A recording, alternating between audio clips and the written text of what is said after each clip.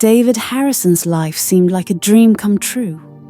He had built a vast empire from nothing, and his wealth allowed him to live a life of luxury with his wife, Sarah, and their son, Adam. They lived in an exquisite villa, took vacations around the world, and indulged in the finer things in life. David was respected in business and admired for his philanthropic efforts.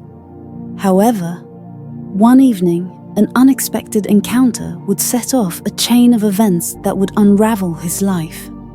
On his way home from a business meeting, David noticed a woman lying unconscious on the sidewalk. Despite the late hour and the dangerous neighborhood, David's instinct was to help.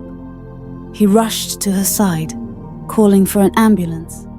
The woman, Emily Reed, was pale and clearly in the final stages of pregnancy. David accompanied her to the hospital, where doctors quickly prepared for an emergency delivery. The situation was dire, and without any hesitation, David agreed to cover all medical expenses. When asked to sign some forms, he did so without reading them, eager to ensure the woman received the care she needed. Hours later, Emily gave birth to a baby boy, Michael. David, believing his involvement was over, quietly left the hospital, satisfied that he had done a good deed. Days later, David received a letter from Emily. The contents shook him to his core. She thanked him for his kindness, but revealed that due to the forms he had signed, he was now listed as Michael's father on the birth certificate. The revelation felt like a cruel joke. Surely this was some kind of mistake. When he confronted Emily, she refused to change the record, insinuating that if he didn't comply with her demands, she would expose this scandal to the world. David, desperate to keep his family out of the limelight, tried to reason with Emily, offering her money to correct the situation. But Emily saw an opportunity for more. She threatened to drag his name through the mud if he didn't play along, hinting that the media would love a story about a wealthy businessman abandoning his illegitimate child. News of the situation reached Sarah, who was initially dismissive of the whole affair. But as time passed, she couldn't shake the gnawing doubt that maybe there was more to the story. Could David have been unfaithful? The seed of suspicion planted in her mind grew, fueled by Emily's ongoing demands and the strain it was placing on David. The once happy couple began to argue frequently, with Sarah questioning David's every move and his explanations sounding less and less convincing. Meanwhile, David was secretly fighting Emily's claim in court. He knew he had to clear his name, but the stress was taking a toll on him. His health deteriorated, and his work began to suffer. Yet, the most painful part was seeing Sarah's trust in him erode day by day. The woman he had loved and cherished was slipping away, and there was nothing he could do to stop it. Finally, the day of the court-ordered paternity test arrived. David was confident that this nightmare would soon be over. But when the results were revealed, they left everyone in the courtroom stunned. David Harrison was sterile. The doctors confirmed that he had been incapable of fathering children since birth. David's world collapsed. How could this be? He had a son, Adam, whom he had raised with Sarah for 11 years. This revelation meant only one thing. Adam was not his biological child. The realization hit him like a freight train. As the truth began to sink in, David could only think of one person who might know the truth: Sarah. David confronted Sarah, demanding answers.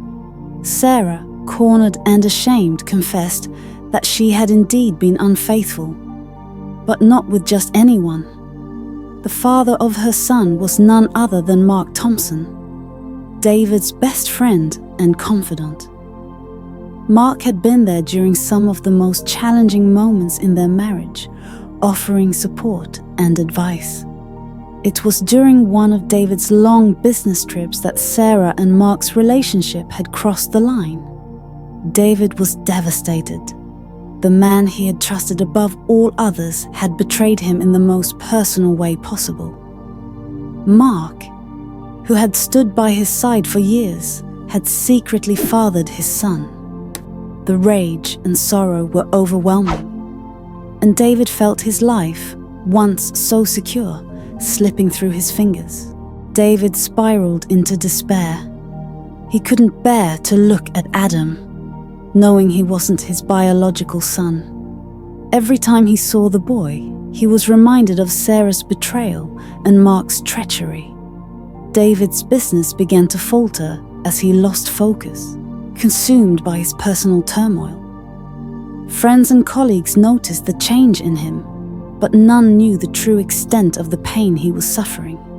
Sarah, racked with guilt, tried to reach out to David, but he couldn't forgive her. Their marriage, once a partnership filled with love, was now a hollow shell. David moved into a separate room, unable to share a bed with the woman who had deceived him so profoundly. As David struggled with his personal life, Emily continued to tighten her grip. She threatened to expose Sarah's affair and the true parentage of Adam if David didn't comply with her increasing demands. The press would have a field day with the scandal, and David's reputation would be in tatters. Emily wasn't just after money anymore. She wanted to see him destroyed. David, now desperate and paranoid, hired private investigators to dig into Emily's past. He discovered her tragic backstory. Abandoned by her lover, left to fend for herself, and now using her cunning to survive in a world that had shown her no mercy. But Emily's pain did not excuse her actions, and David knew he had to find a way to neutralize her threat. David's investigation revealed more than he had bargained for. Not only had Emily been manipulating him, but she was also working with Mark. The two had conspired together to bring David down, hoping to take over his empire. Mark had been siphoning funds from David's businesses for years, building a secret fortune with which he and Emily planned to start a new life together. This final betrayal was too much for David to bear. The man who had once been his brother in all but blood had not only stolen his wife, but had plotted his financial ruin. David confronted Mark in a heated exchange that ended with Mark taunting David about his inability to see the truth, even when it was right in front of him. With nothing left to lose, David set his mind on one thing: revenge. He meticulously planned to destroy Mark and Emily, using all the resources at his disposal. He began by quietly dismantling Mark's secret empire, using the information his investigators had uncovered. He also worked to discredit Emily, exposing her past crimes to the authorities. As Mark and Emily's world crumbled, David found a strange sense of satisfaction, but it was a hollow victory. The damage to his family was irreparable.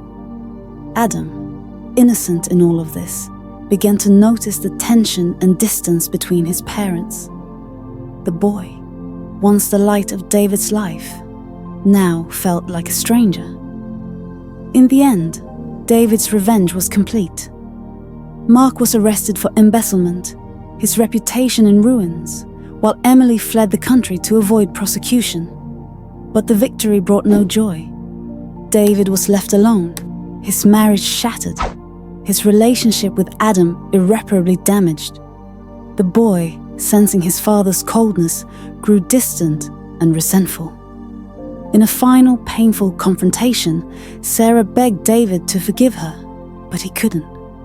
The trust was gone, and with it, the love they had once shared. David decided to leave, to start over somewhere far away from the memories of betrayal and pain. As he packed his bags, David took one last look at his son. The boy he had raised, loved, and protected for 11 years was not his by blood, but in his heart, David knew he would always care for him. Yet the scars were too deep to heal. As he walked out the door, David whispered to himself, "You were my world, and you tore it apart. How do you live with that, Sarah? How do you live with knowing you destroyed everything?